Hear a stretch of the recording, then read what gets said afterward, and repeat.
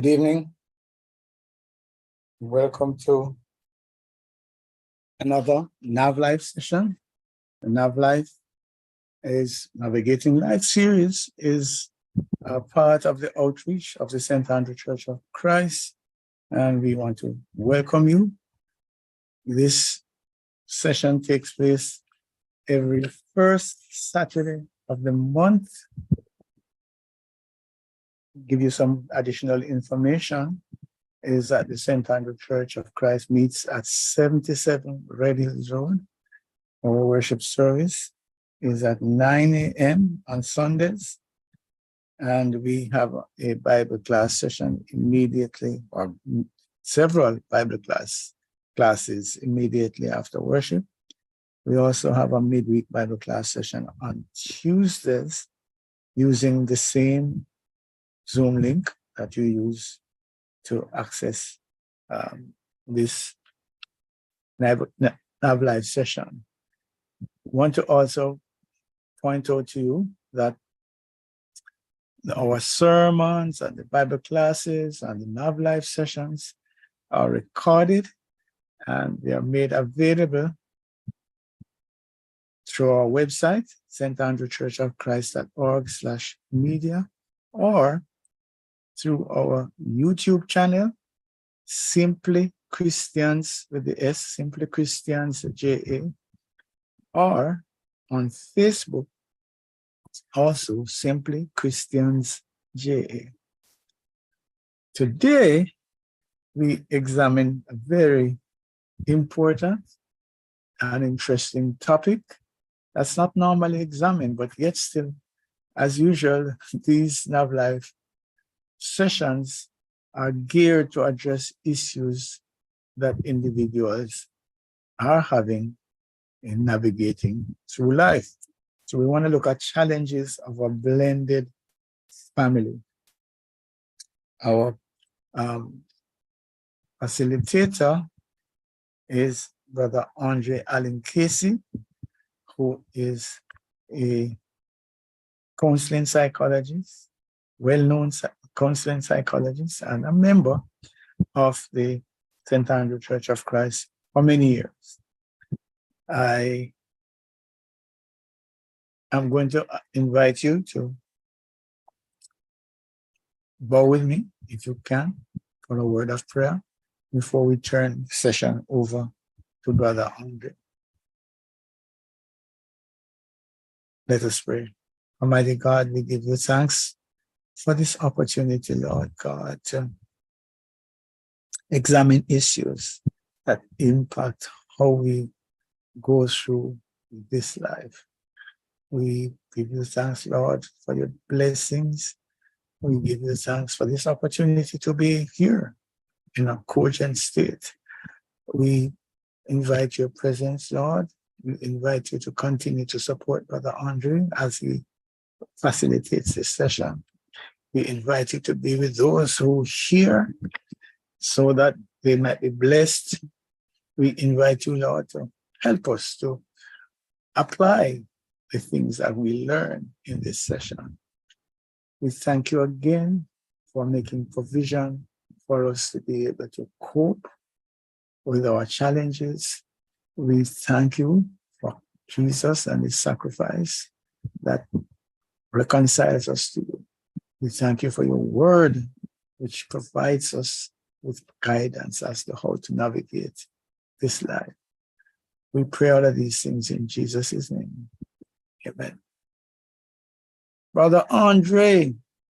Yes, sir. Okay, over give me. You. Thank you so very much. Give me just 2 minutes. Let me still work my magic here. Not a problem. Fiance, she will sing a song in the meantime. Let me see. Did I do that thing right? No, I didn't do it right. Right. You have everything you need. Okay, let me see something here. Here we go again. No, the wrong thing I meant. Where do I go to think there again? Oh, here we go. Here we go. Right. Well, the wrong place. So I need this and then share that. Yes. I just need to know if folks are seeing my screen. I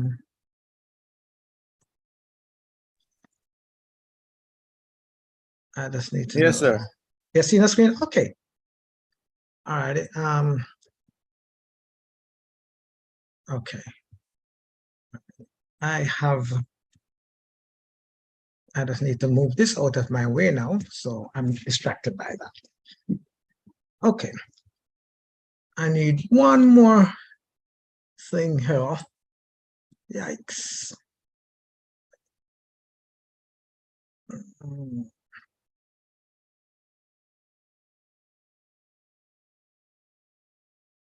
I thought I had that. Here we go. Okay. I think I am ready. I think so. Okay. All righty. First question. Thank you very much for being here, by the way. I hope you can hear me loud and clearly. So we want to talk about blended family. By the way, let me go ahead and give you a heads up. We definitely need for you to talk back to me. This might end up being about 3 sittings. This is the first one. We're going to have a part 2 and possibly a part 3. Let us go ahead and give it to you from now. But there'll only be a part 3 depending on the kind of participation we get into our part, from this session. Definitely a part 2, but depending on the participation. I really need for you to talk up, mic up and talk up, but I'll give it opportunity to do so even as we share. I think this is a important subject matter. And why so? Because the truth be told, most of our families in Jamaica are blended families. That's the first thing.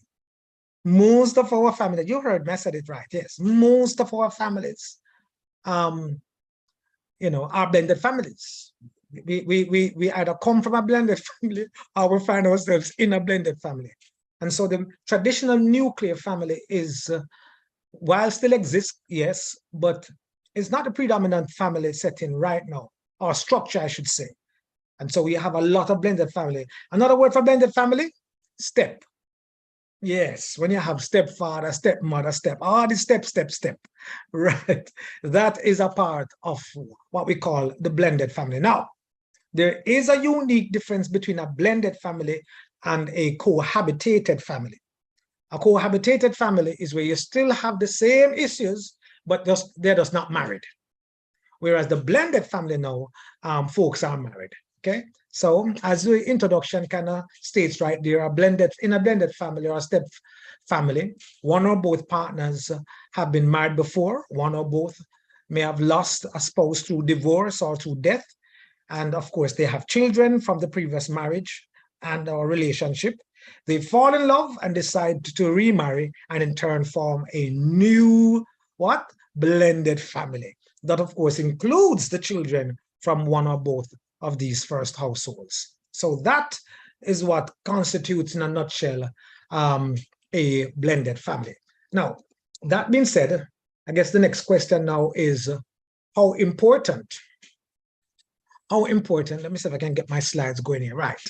How important is it to plan for a blended family? I do believe that it is very, very, very important for us to do so. Of course, why so? Because we're talking about 2 families coming together. And each family, has, is what they're accustomed to. You're accustomed to your father being there, or you're accustomed to your mother being there, your biological parents, that is. And of course, that one of that biological parent is no longer there. And no, your mommy decides you're going to marry to this person, or your daddy decided they're going to marry to this person. But it don't only end there. Guess what happened? Now you're also bringing people into your house. So is that a mommy is going to her new husband's house, or the new husband is coming to your house?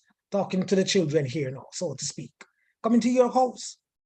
And you're accustomed to doing certain things, getting up, and what have you. If it's one bed, can you imagine it's only one bed, and now you have to share your bed with somebody else? Hello? you know, how you do things, what time you get up, which programs you can watch, because there's new rules and regulation coming in right now. When you used to walk up and down in the house, whichever way, now you have to watch how you dress, watch how you speak. And even if you used to belch aloud and do other things aloud, you must laugh at that one.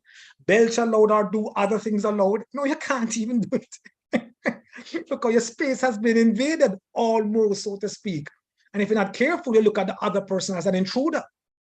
So that's what I'm talking about. That's what we have to literally plan. Because if you don't do those planning, then somebody's going to feel like, hey, what is happening here?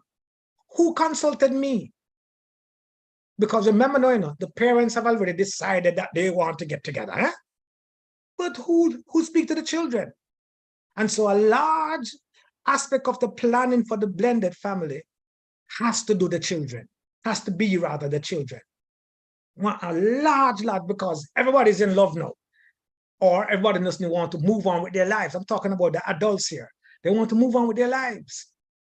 And not only that, it all depends on the different age and stages of the children. Hopefully we get a chance to talk about that, because different children different ages deal with the blended family issue or crisis. For some folks, it's a crisis in a different way. That's why most definitely we have to plan for this blended family.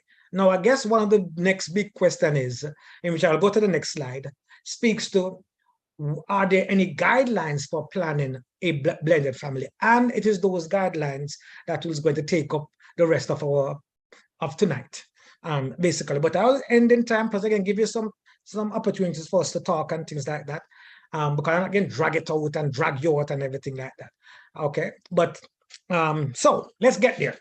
Are there any guidelines for planning for this blended family? And I'm saying, yes, there are guidelines that must be adhered to, or should be adhered to, or we should at least put it on the table to recognize some of these guidelines for us to look into. Now, the guidelines, I must admit, will cover these 1, 2, 3, 4 stuff here: understanding, agreeing, preventing, and building. That's what we're going to be covering right here, right now. We're going to take about, I don't know, 20, 30 minutes to discuss some of these things. Maybe even shorter than that, we don't know, but let us see. But this way, I also want you to help me with some of these things as it relates to the guidelines that you think should be included in the planning for the blended family, okay? So guideline number 1 is understanding the configuration. That's what we mean by understanding. Understanding what?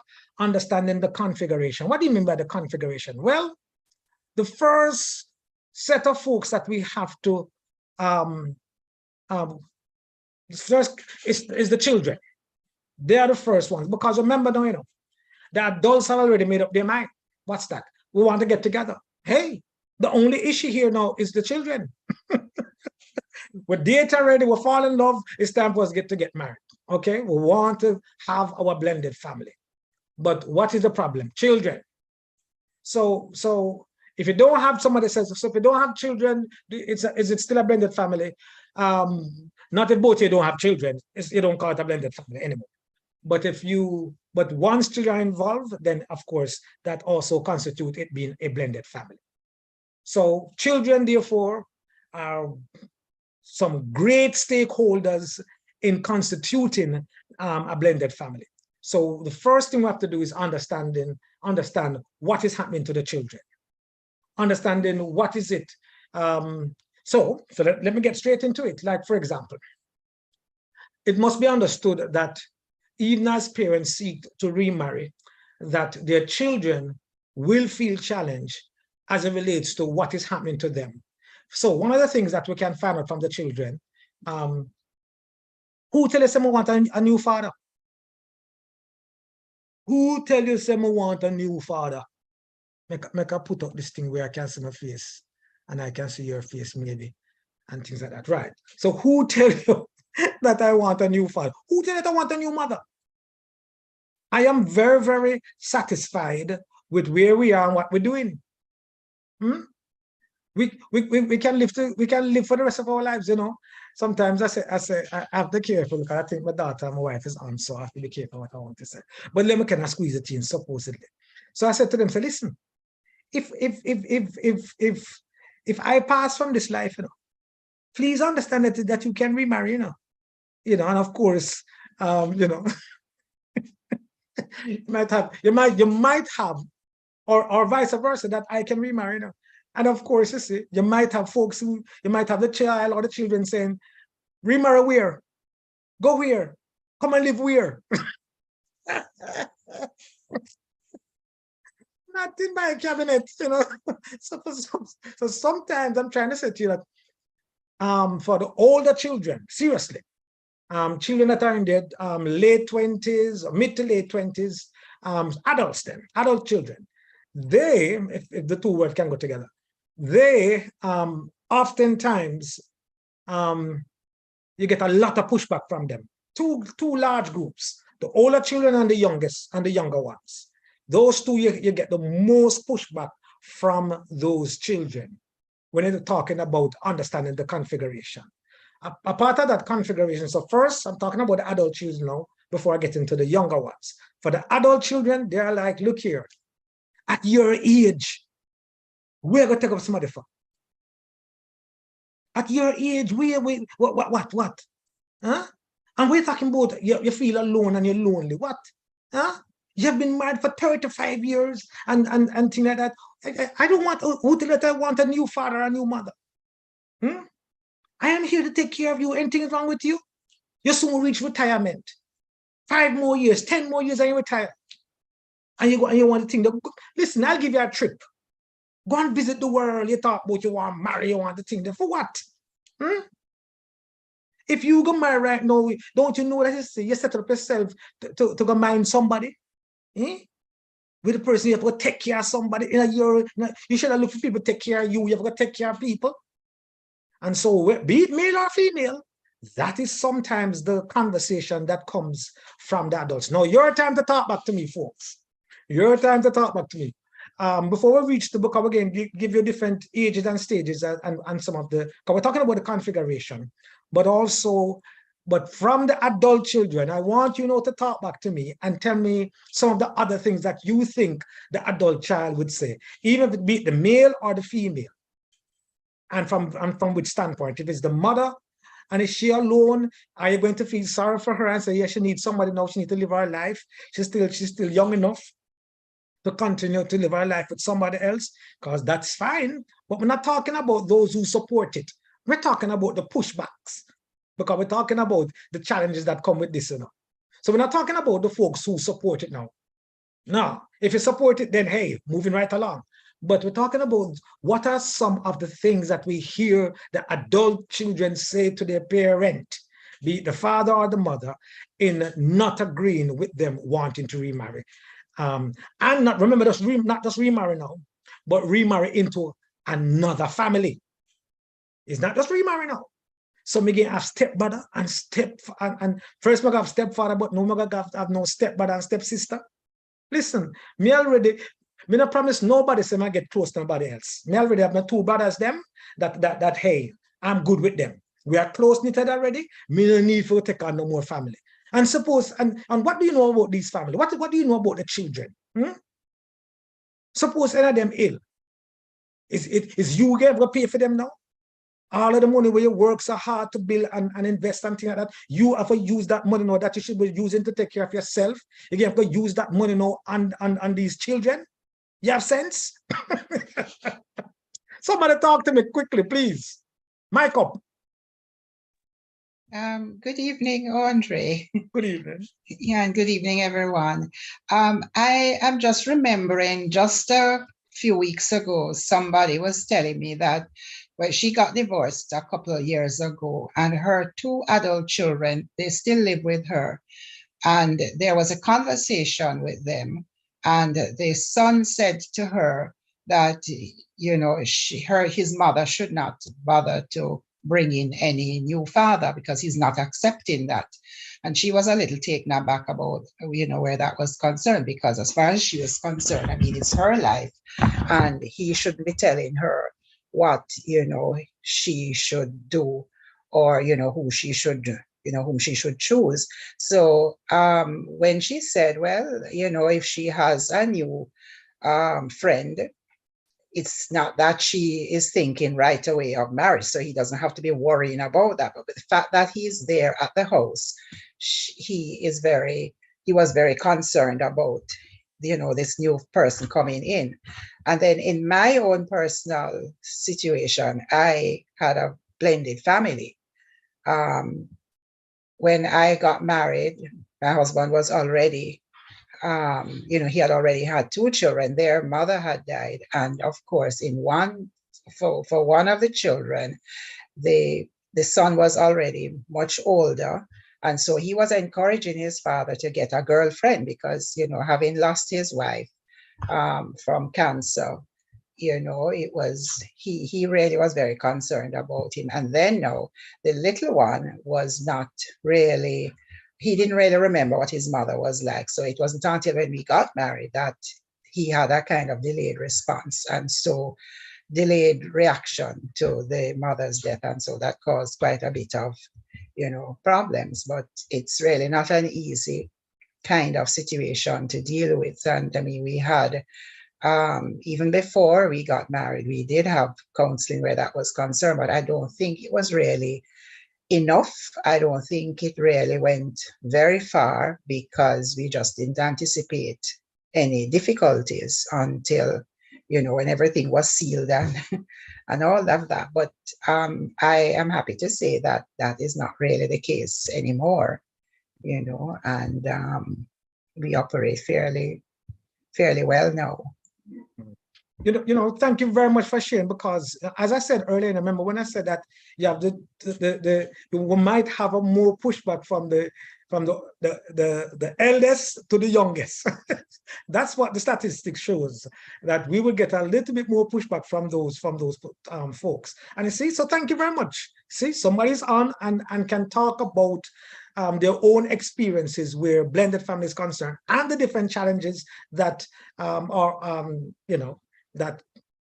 that they possibly went through or could have gone through. And I'm just saying, do we have other folks who can come on and say, yes, man, my older folks wasn't so kosher and supportive of me wanting to, not just me, don't ever talk about yourself, but I'm just saying, or an experience, or even something that you know about or have heard about, that where the older person, we don't reach the younger one yet, but where the older one could say, no, and here's why, no, I don't think you should get somebody. Any other response to that?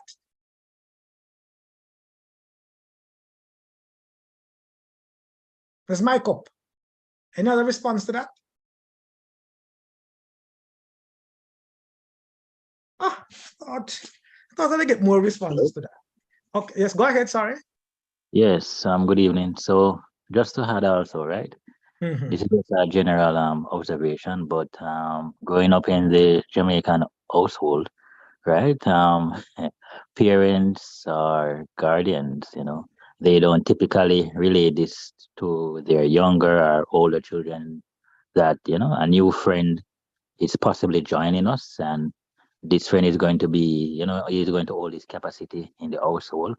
Oftentimes, we see these people appear now and appear then, and then over time they become like, a part of the family.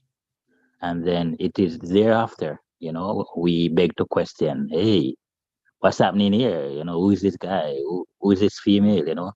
After everything would have already been done, So it's like they sneakingly bringing these persons in our lives over time. So just to add that.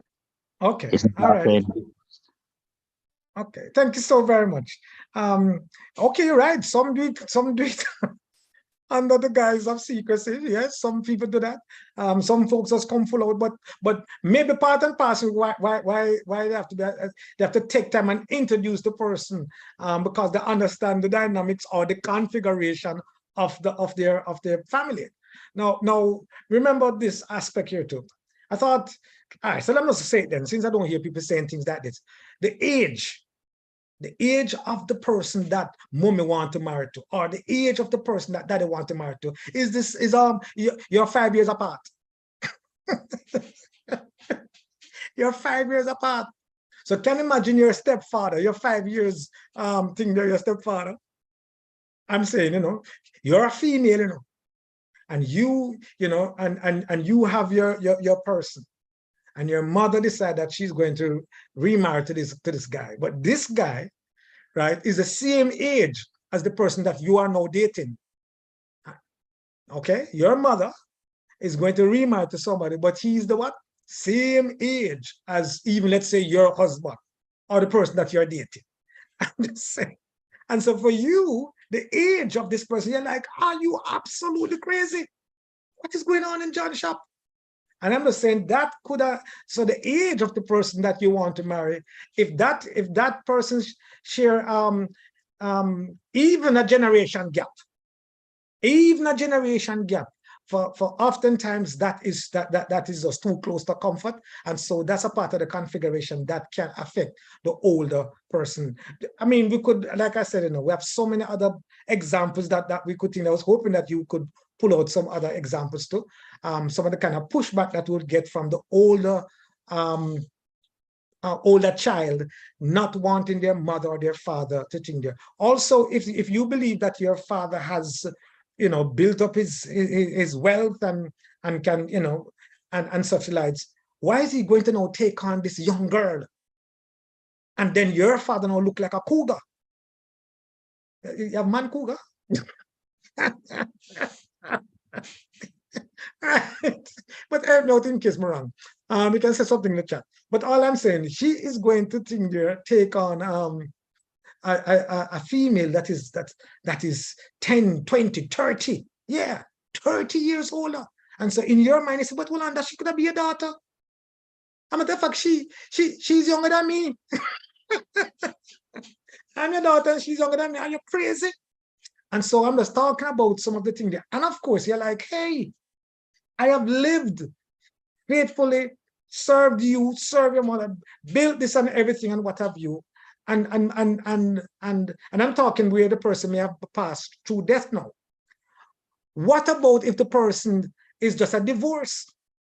You, the older person, if you did not support the divorce, then understand that you are not going to support a remarriage.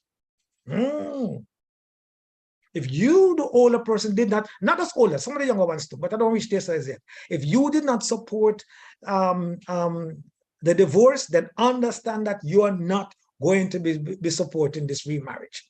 And so you are livid with the fact that mommy wants to remarry or daddy wants to remarry. A matter of fact, oftentimes the person, if it is the case, and this is a factor, I want you to just bear this in mind, that if you, the older person, did not support the divorce, and so your daddy is left alone, and daddy decided that he wants to now remarry, but he's left alone, or mommy is left alone and mommy decided that she wants to remarry. If you don't support the divorce, then you're not okay in mommy to move on. You're not okay in daddy to move on, because you did not support the divorce in the first place. And if that person still chooses to move on, although you don't support them, you're going, even the person who you know that, so if you're vexed with daddy for leaving, you're automatically going to pull close to daddy because you don't support what mommy is doing. Because look at mommy is now moving on with her life and leaving daddy there out in the cold, or daddy is moving on with his life and leaving mommy out there into the cold. And so somebody just feels abandoned. So you, the older child, now will feel like I'm going to have to protect the person who is left there, not having anybody. Not having anybody. See, you gotta move on. This I say again, get married again. And have step. Like some me tell me want any step. I'm very, very comfortable in my status. You come talking about step. I'm not into that. So I'm just talking about some of the amazing pushback and even conflicts that we can have into this blended family. And that's why proper planning needs to take place. But we started off, by the way, with the adult children or child, where and the different ways in which they can not lend their support. I see something in the chat. Let me see if it's something that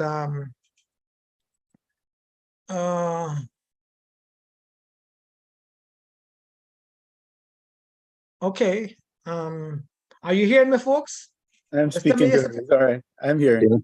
Okay, all right, excellent. All right, so okay. So so let me move on now to this other configuration. But I don't even know. But this other configuration speak to younger sets now. Well, the older one is still into it. But for example, we have to also look at the configuration of who got custody of. So if you want to remarry, but your husband has custody of the children, then these children, by the way, so you still have children, but your children may not be able to live with you, although you're going to be remarry with somebody who where you're going to be going into their household and they have children. Now, by the way, so when you go into their household and they have children, please understand that you are coming to them. So you are an intruder or an imposter. So although they will grow to like you and things like that, that's where they take time, but understand that you're coming under my roof. This is my house. This is my mother's house. And you can't come going like you want to take over my house and my mother's house. Okay? You're coming to my mother's room. So you see? So some of the younger children, you have to understand the emotional upheaval that they'll be going through. You're coming to my mother's room and the sentimental attachments that they have to this house, and you're coming in. And sometimes for dads, all they see is, listen, I can't remain like this. I have cases like that right now, by the way. Serious.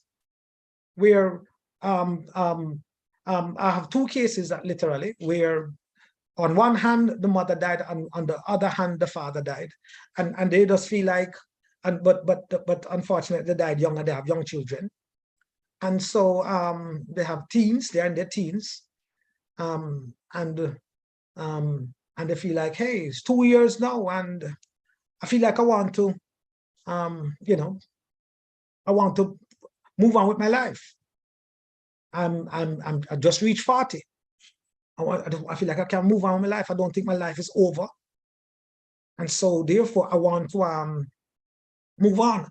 And the biggest hurdle they have, and so they do have a relationship with this person and everything like that. That person also has one child, and one has 2 children. Okay. And so a blended family is about to be had. But the biggest hurdle they are having is the configuration. Understanding is where the children is trying to get the children on board with their goal of moving forward with their own lives. And that is, and that's why we need to have this conversation, because sometimes, unfortunately, we just say, well, it's my life. And you heard that statement earlier. One person says, my life. And I'm not disagreeing, but I'm just saying that that's the customary term, is my life. So since it's my life, what's the big deal? Why can't I make these choices and decisions to move on with my life? Okay, it's not fair, it's unfair. Another statement that oftentimes is made. And then some folks now, catch this, ready for this one? Regret. No, let me not use the word regret, although regret is still in my head. I think the word is resent. Yes, not regret, resent. Some of these parents who want to move on resent if they don't move on because they do not want to hurt their children. They live in resentment. They're angry and they resent the fact that their children do not support them moving on. So some of them can't wait till the pick them reach 18. Reach 16, yeah, man. Wait until you reach 18, man. You could have X till you blue. So they maintain that relationship with that person because, listen, but what they want is to have a marriage. They don't want cohabitation. They really want the blended family. But they settle for cohabitation. Why? Because it seems as if the children would support cohabitation over the blended family. Because the blended family is too final. Because they're married to this person now. I bet they just go on, just go on live in adultery. Sorry.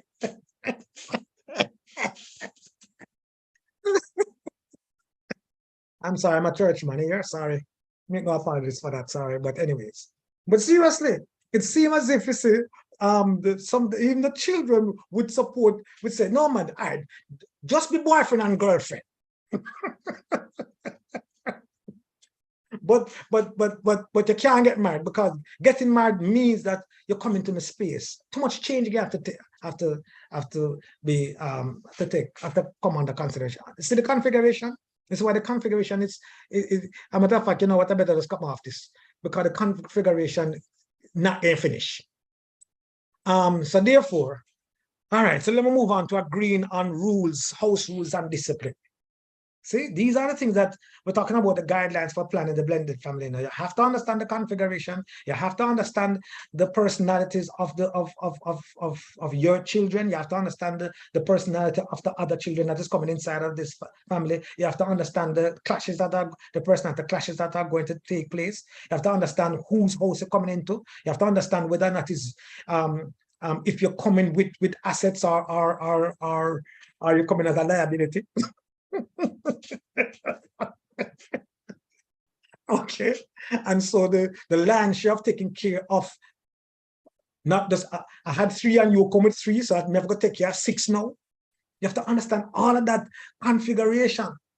Okay, do you have enough rooms now? Do you have to go look for buy a new house? Put yourself in added expense. What are you going to do? Because we can't come over to you because your 3 can, my 3 can, 4 of us can come into your 2-bedroom and you already have 3 children. Okay, well at least we have 3 bedroom. You bring your 4 come, you and your 3 come rather, and make yourself we can squeeze up and get a double bed. Just saying. So you have to also look at the financial aspect of it too. And we're talking about the configuration. Okay, all right, no more of the configuration because I can stay on this the whole day. Agreeing speaks to the idea that you have to agree on new house rules and disciplines. And even that can be a challenge. Because if you're coming to my space, how are you going to tell me what to do? When to do it? How to do it? You can't tell me that. Okay? Agreeing speaks to if who's going to come and visit. Yeah, have to talk about who's going to come and visit, because if I mentioned it earlier, if somebody has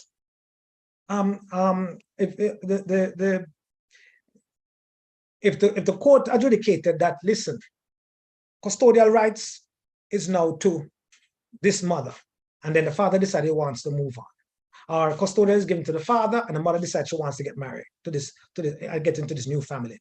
Sometimes the father might decide to listen, something, me now make my picking them go over no man yard. My picking them now go over no man yard, or my picking them now go over no woman yard. And when you go over there, call her, don't even call her auntie, now uncle. Just say yes, sir, yes, ma'am.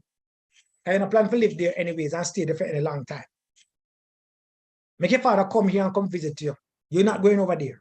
Make your mother come here and come visit you. You're not going over there. So the person with the custodial rights sometimes can play a hard ball if you want to move on and they don't ready to move on yet. And they don't ready to move on as yet. Play a hard ball. And so you're like, worse if they never agree with the divorce. Then you can take the children and man spite you and even hurt you. Okay? Because they have the, they are taking care of the children. All right? And so you only have visiting rights. That's all you get. So you're going to move on home, you get married, and you want your children to come and visit you. And you see, sometimes the parent on the outside, you know, the other parent rather, sometimes can just tell the children not to, or sometimes they can use them as spies. You heard me. When the governor knows, so what? Your mother look like she's happy? Eh? What kind of man him be? What kind of woman she be? Eh? And you use the children as spies and have to, when each other go over there, they have to come back and report to you what is happening. And if the stepfather ever raise him vice at you, you make a beeline down there and go threaten him.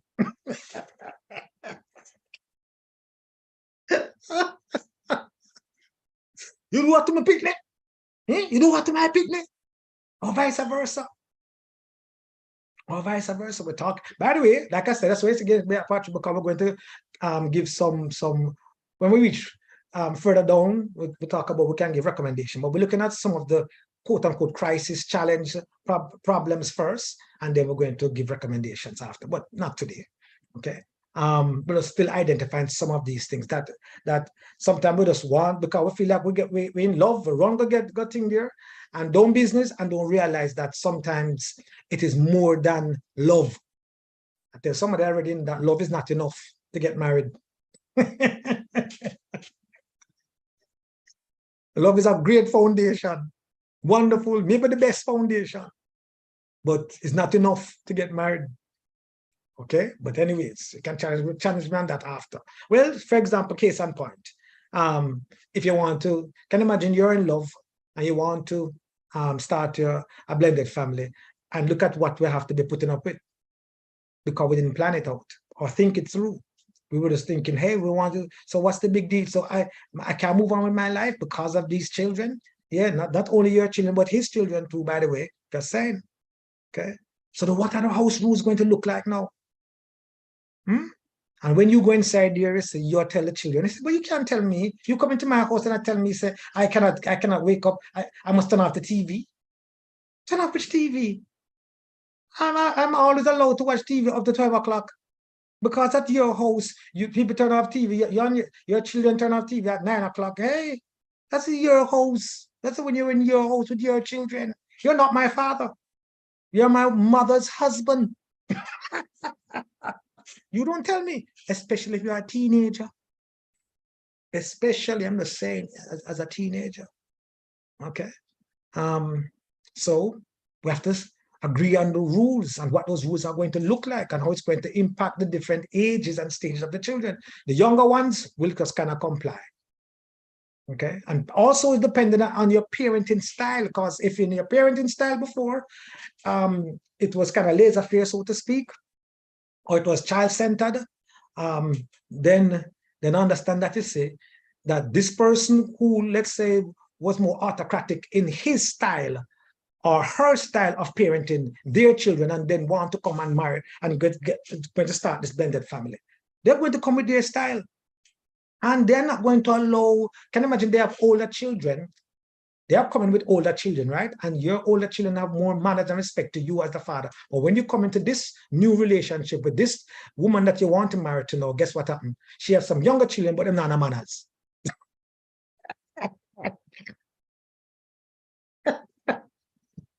Because of the way she nurtured them. It was child-centered, so to speak. So she gave them free reign to say anything and what have you. You know, when they were grown up, them call them Father Jack. And the father has passed.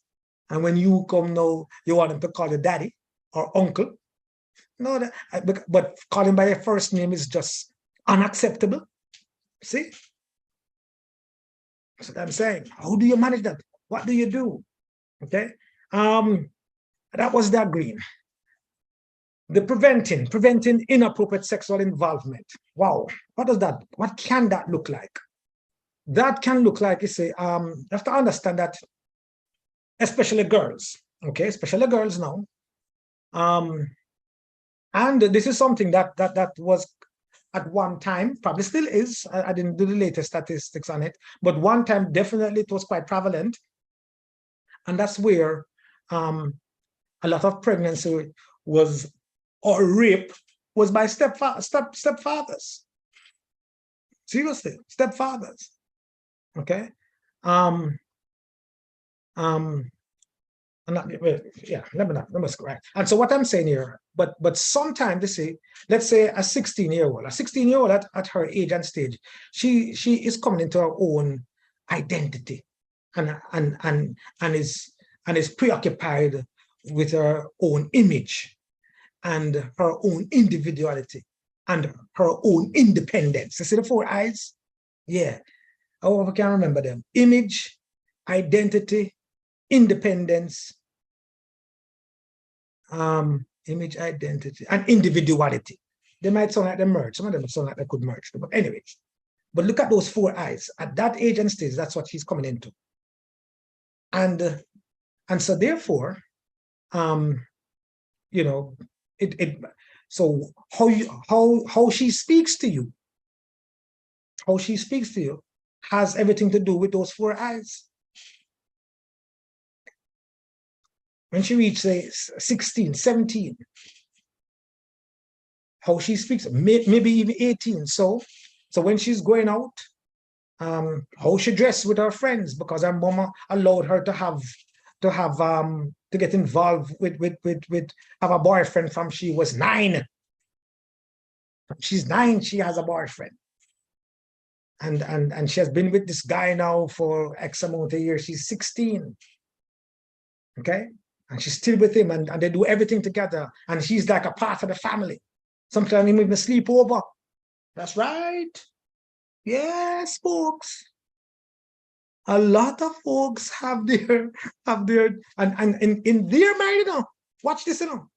In their mind, sometimes in the parents' mind, it's better to come and sleep over so I can watch them. Oh, give me a break.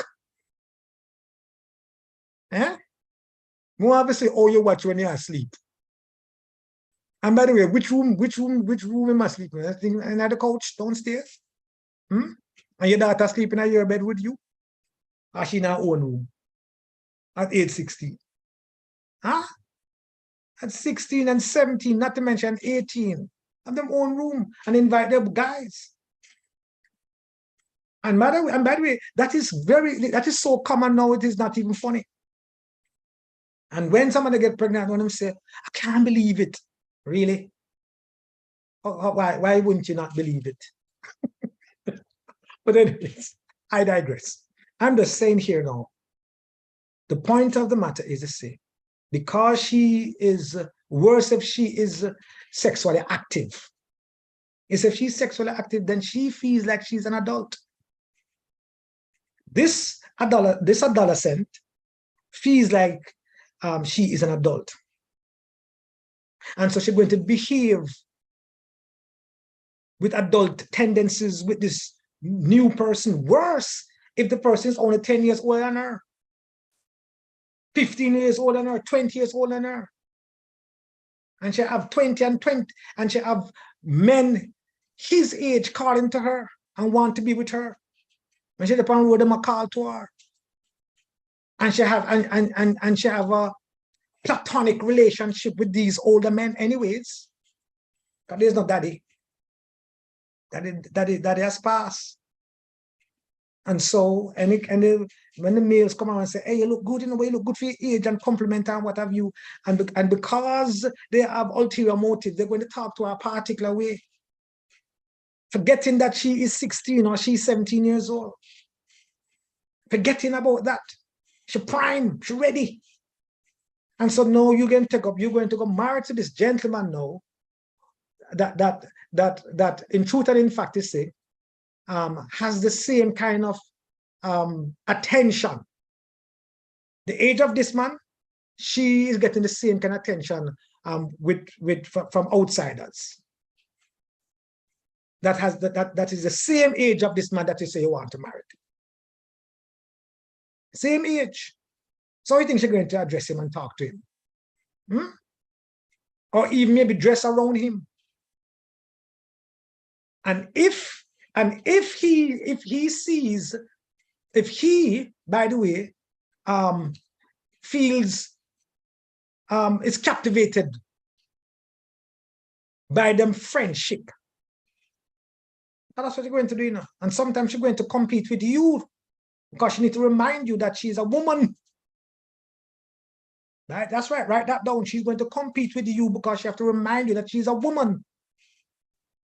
That's a fact. That's not a guessing thing, folks. And so guess what happened? So the way she talked to him and things like that, she said, she don't even, so she's not going to call him daddy. She can call him uncle, or she might just call him Tom by him first name. Tom, so and so.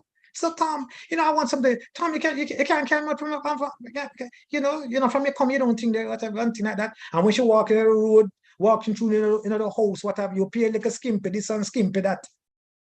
And then Tom really want to turn him head, but you in the room too.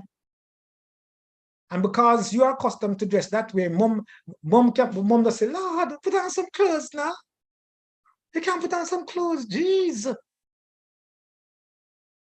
And then your mom catch up into the mom is, and then you're like, but your defense is, hey, when the some mom is dress, it's Tom coming to my space, you know. You should have glad say, me not run him. You should have glad say, me not cheating on this particular. You should have glad say, and so you guilt mom in not trying to tell you to dress better or relate to him in a better way. You guilt her. So because of that, she just kind of withdraw. Or just but hold back and don't and not being so decisive on any kind of disciplinary movements or actions, or even a new way or approach in and new boundaries that can now be established. No, okay, guilt her. You say, should I glad say, you know what person my age would not put up with him? You know what person my age would not accept this? You know what person my age, and because of that, you just nobody say nothing then. But then Tom look. Because Tom, you think Tom no say all of that dressing and you defending yourself, and so you even start to talk to your mother like you're on her size. You talk to your mother like you're on her size now. And then Tom see and Tom like and what and tone the thing, then when you know it, boom. Yeah. And they don't hide.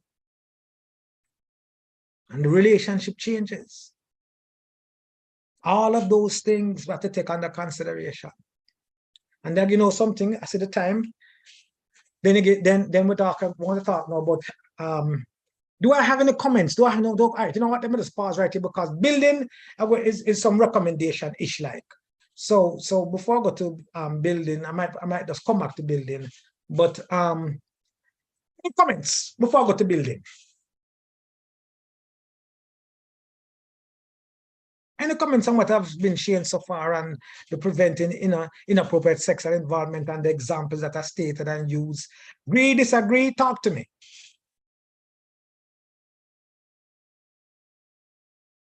We discuss understanding, we discuss agreeing, we discuss preventing.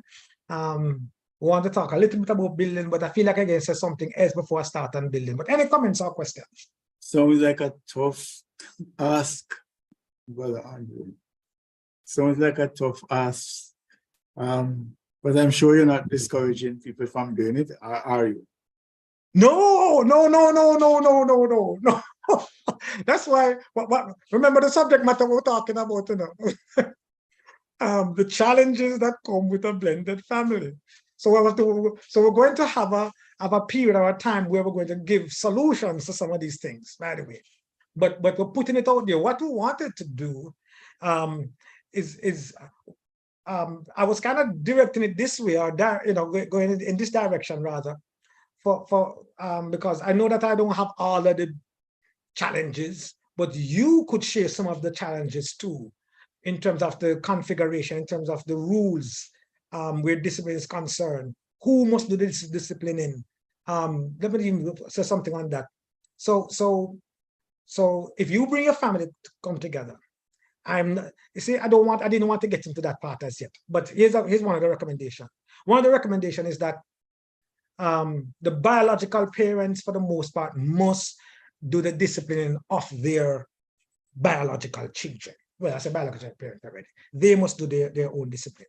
That is the recommendation, at least at first, until the children come to respect your authority. You can make appeal, but don't execute the discipline in. You can only make appeal. And if they say no, it's okay. And don't take it personal. Don't take it personal, because you must understand what happened. What you must not do now, your children now must not feel that they can follow the example of those children who don't take discipline or don't adhere. As a matter of fact, they are going to be a little bit perplexed. They're going to say, then hold on a minute. Then, oh, she make me happy, then get away with this. My dad would have never allow me to get away with this, you know. And they may want to know, push the boundaries going forward. And I'm saying that's when you come in and say, hey, look here, don't do that. Don't fall for that. Okay, don't fall for that. Okay. You must, to his children, he used to say, or to her children, the biological one, you know, if they feel that they want to follow suit, you just need to remind them that, hey, you understand the consequence and the guidelines, and you see that it has worked for us. Why do you feel, why do you feel you want to break it? It worked for us. As a matter of fact, you will see that as a matter of fact, you are the same one even recognize that their behavior is tantamount to indiscipline. So why would you want to follow that example? You say, man, say, but why are they indisciplined? So why you want to follow their example for? And now you call it out and even mention it and observe it. Okay, so that's why, that's the recommendation. Like I said, didn't want to get any recommendation, just it. So by no means am I saying you must not. I'm just saying we have to plan. That's why the subject matter says guidelines for planning for the blended family. Because if you don't plan, then these are the issues that we have to contend with. Okay. Any further comments before I go on to the next point?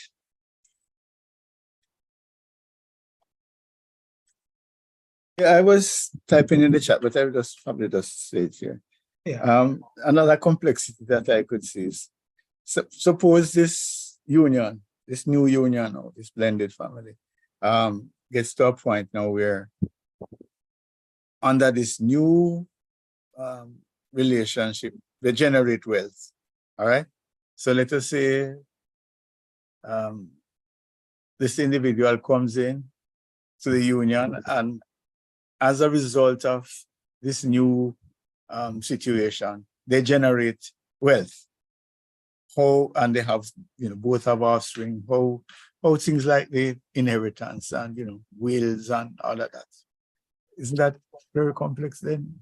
Because, you come in, you had your whatever it is before, but after you are together now, there's new wealth that's really a responsibility or arising from the union.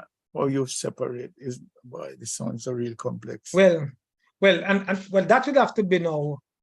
So remember now, we said that you have some folks who might decide that some prenuptial things might go on because they feel that when they die, it is their children that must get it if anything should happen to them. So even although they have remarried and they have and these family now are a beneficiary of the wealth that you bring to the family. And by the way, the statistics also shows that if you have somebody that is wealthy, then in terms of the kind of lifestyle that is lived, they are a little bit less problematic than, that's what I'm saying, what the statistics shows, by the way. I'm not saying there's not problem, but they are a little bit less problematic, especially from a financial standpoint, which spills over in other areas.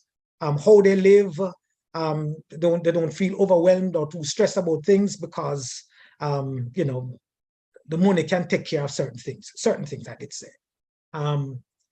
Then as against those who are really, really poor plus poor equal, not normally equal to rich, just saying, right?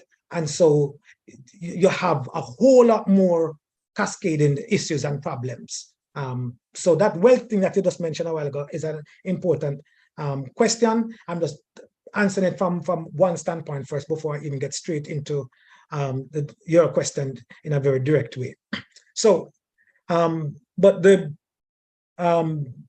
for some, when they come in, they say, listen, remember, if it's a divorce, then guess what happens? Those children says, listen, it's our thing, especially if they don't plan to come and live with daddy or come and live with mommy. So if anything should happen to you, just understand that I must still be on your will. I have a case like that actually, where the person died, had remarried and everything. But he died, but all of his but he left all of his money to his children, although she had 2 children. But he left all of his money. All of his money went to all of his children. The youngest one, have land. Matter of fact, the youngest one have the land that they live on. The youngest one, when she turned 18, she didn't get the land that mommy now lives into that house. And mommy is not even the probate in the will, not probate, whatever the thing, the executor, something like that. Mommy is not even the executor. Okay, mommy is not even the executor. So he's married to this lady, died, and made a family member his executor, and his children and all of his funds and the insurances and everything in his will says must go to them, not to this person here. Of course, I think mom is contesting it now. I don't know how she can work, but mom is contesting it seriously, because since they were married, so mom is contesting what the will, because she said, hey, I was married, I'm married, so it should be legally mine. So yes, go ahead, sir. Walker, go ahead. Yes. Thank you for this session. You know, it's really timely and very necessary. You know, because of the challenges that comes along with this blended family. And I have personal experience, so I'm not talking now based on what somebody tell me. You know, I know for a fact the challenges that comes with this, because especially as you put it, especially if you are the intruder,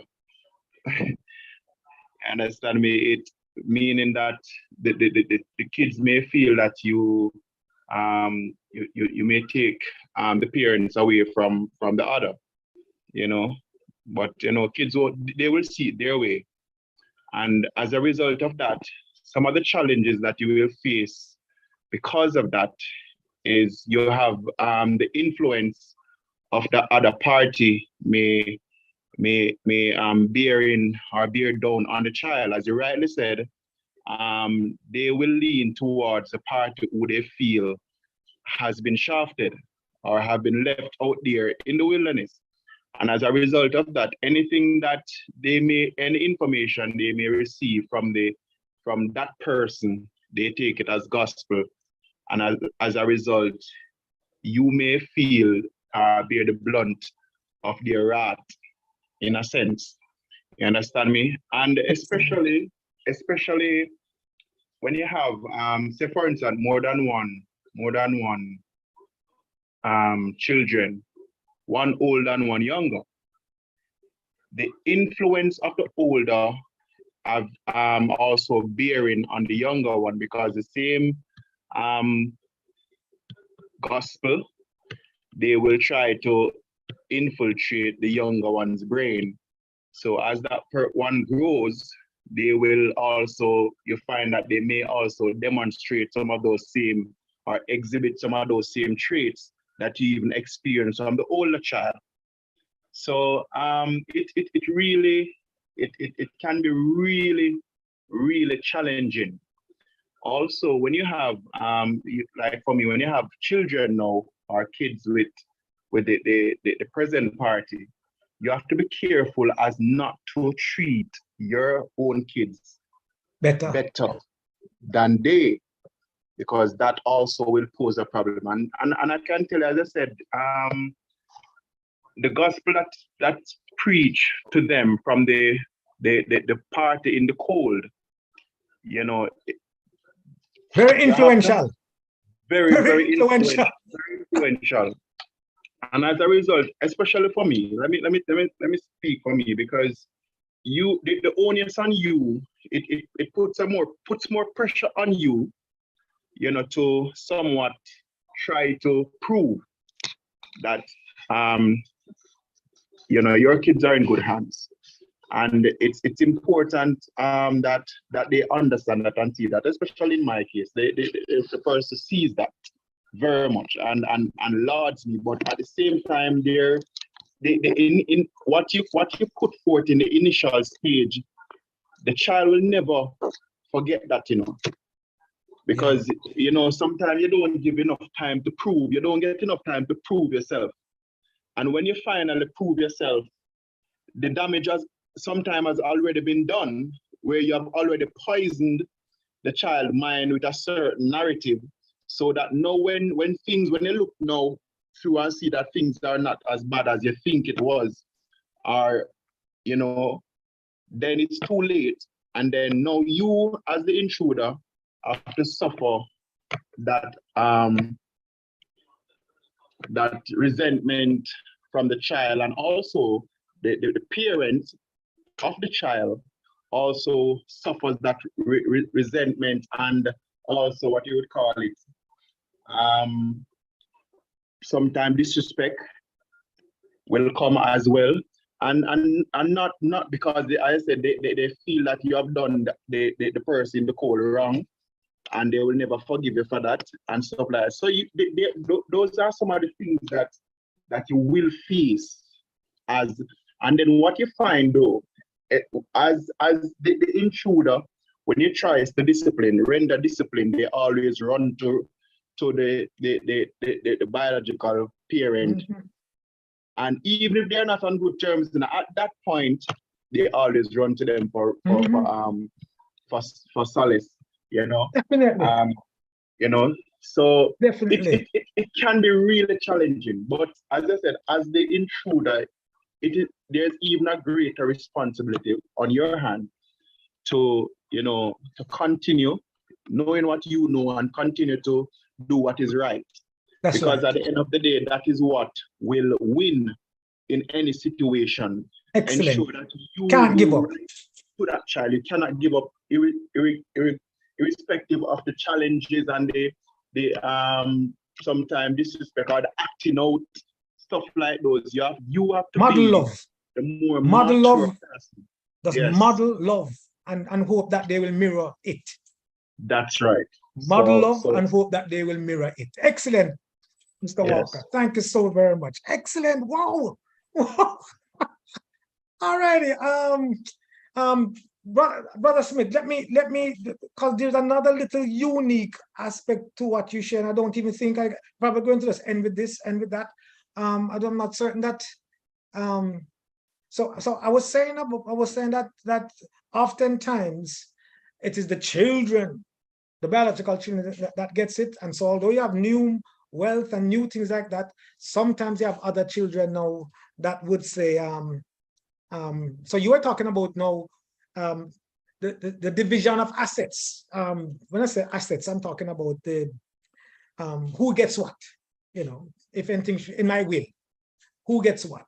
Is it that now the biological children can share? That is going to be determined now by the parents, by both parents, the new parents of the blended family. They will have to decide, yes, but one thing is for sure.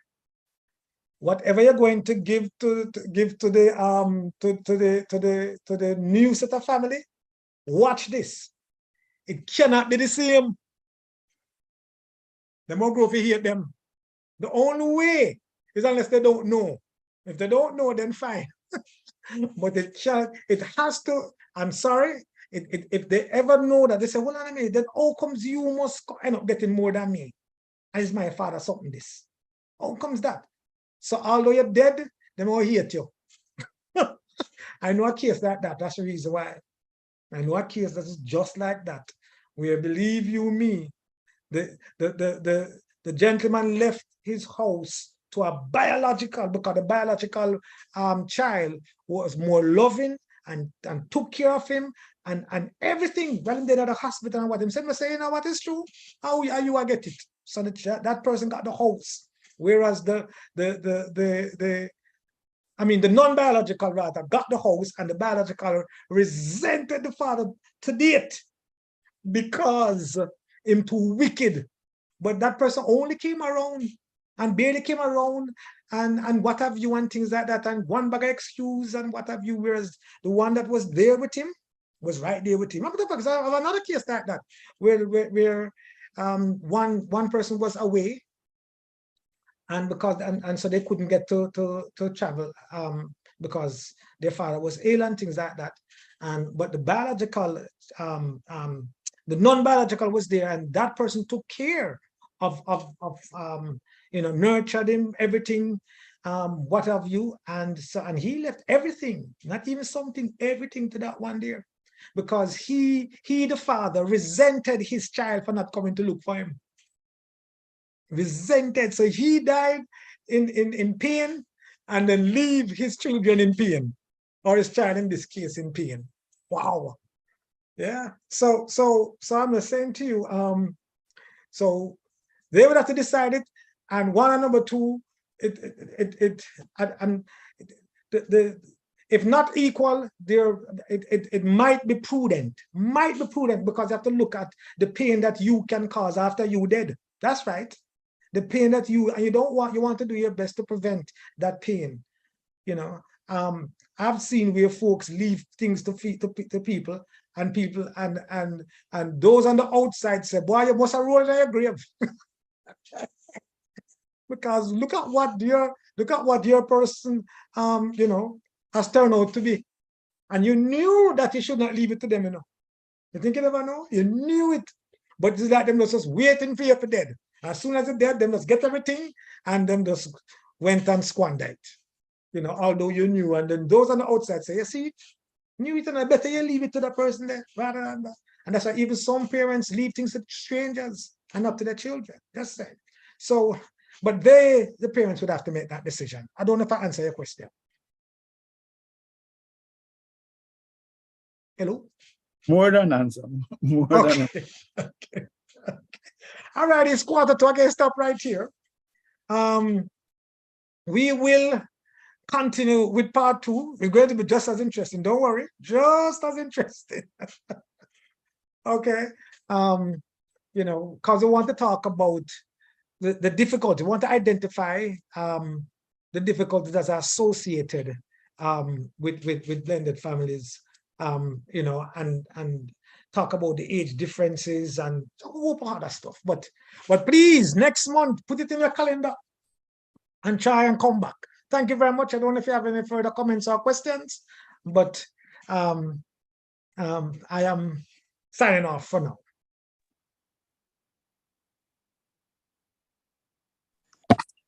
New children from the blended arrangement.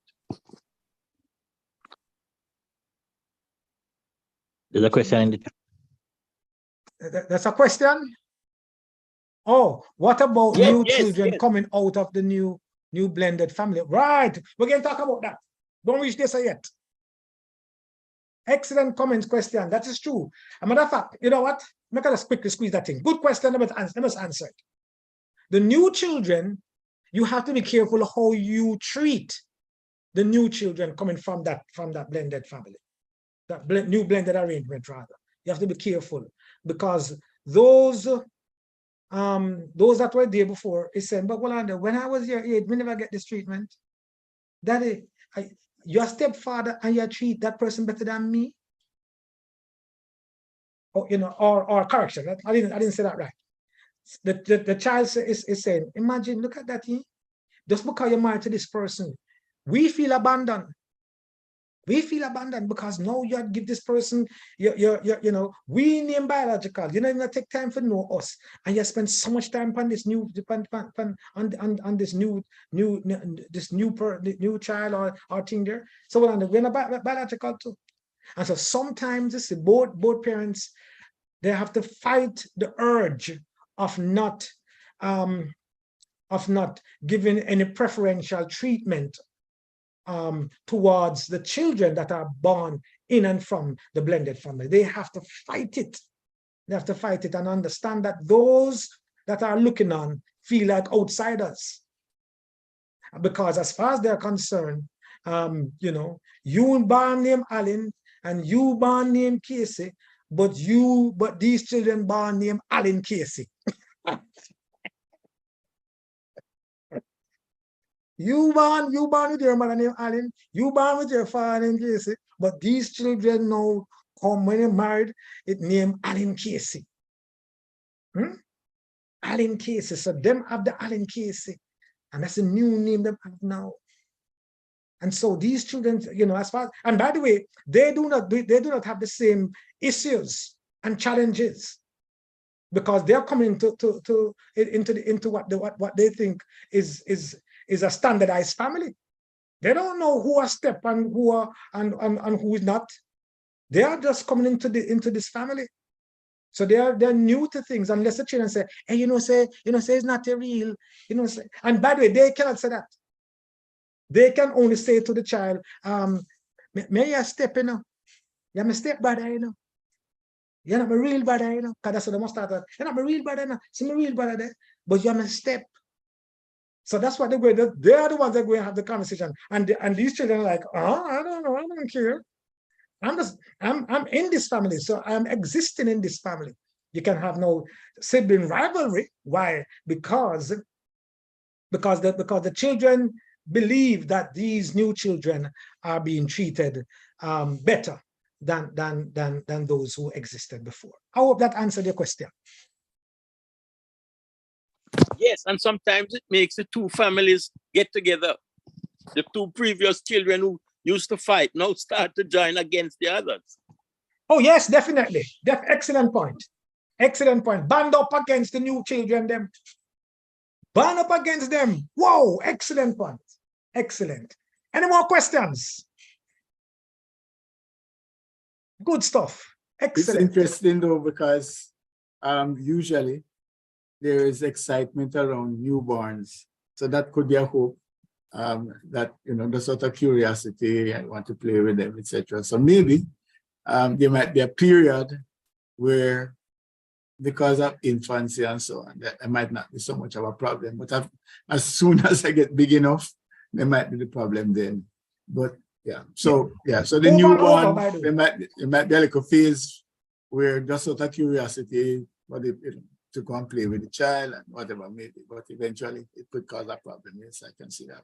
Excellent, you're right, because I tell you what, but even in the normalized non-blended family, even the normalized, in normal, if I can use that word normal, if you understand what I mean when I use it, I'm not trying to put one higher or above the next, but I'm just saying the non-blended family, even in that family, a newborn, there's curiosity first, but once that newborn starts to get more attention over you, then of course that leads to sibling rivalry. That's why you're getting vexed. That's why you're going to start beat them up and put lick on the pit in them and what have you, and try to run them and rule them and let them know who's in charge because you were here before them, so they have to adhere to whose rules? Your rules. And you're 2 years older than them.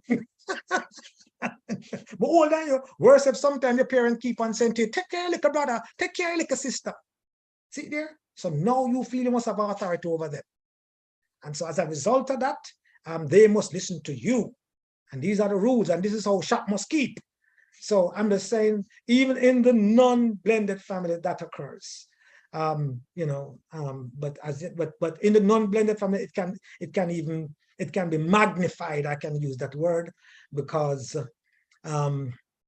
everybody now feel like outsiders, and this new one here, he or she is the only commonality between both parents.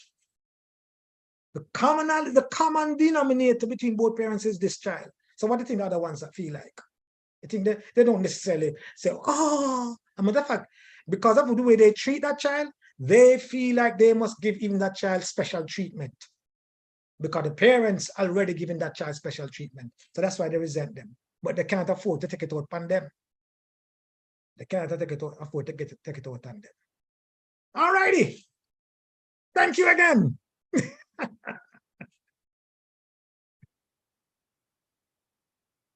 Over to you, Brother Smith.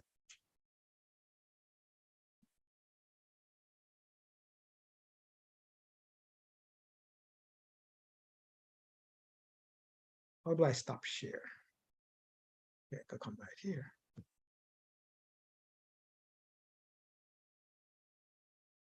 Did I do something wrong? Let me just put up 1 second. All right, so thank you, Brother Andre, for an informative, instructive session. Must confess, it's new ground for me, so I'm very, very pleased. All right, as we indicated earlier, the Navigating Life sessions are designed to help us to better understand some of the challenges that we have as we are going through life, dealing with life's unfolding events. It is an outreach of the St. Andrew Church of Christ. The St. Andrew Church of Christ meets at 77 Red Hills Road. And as a matter of fact, tomorrow we have a Bring Your Neighbors special service. So we are inviting you. We start at 9 a.m., after which we have our Sunday Bible class, or many Bible classes. So we have different classes for different ages and different stages. We also meet on a Tuesday at 6:30 using this very same Zoom link and password. So we invite you to participate with us. If you're overseas or for some reason you are unable to attend our 77 Red Hills Road session, the service is also available on Zoom as well as on YouTube through our Simply Christians JA channel. These sessions are all recorded, so they are available. The sermons, the Bible classes, and the Nav Life sessions are recorded, and they're available through our website, standardchurchofchrist.org/media, or on YouTube, Simply Christians with the S, Simply Christians JA. Also on Facebook, Simply Christians JA. Right? So we look forward to seeing you next Saturday, first Saturday in the month, where we have these really informative sessions. I'm going to ask you to do me a favor. If you happen to know anyone who is in a blended family situation, please, if you got value from this session, just invite them. Send them the link and have them come. I really think that this is important. We can see all the crises and the challenges that are attendant on this development. And I think people would benefit from sane advice. So I'm just inviting you to share the link, share this information with others. Thank you, and may God continue to bless you.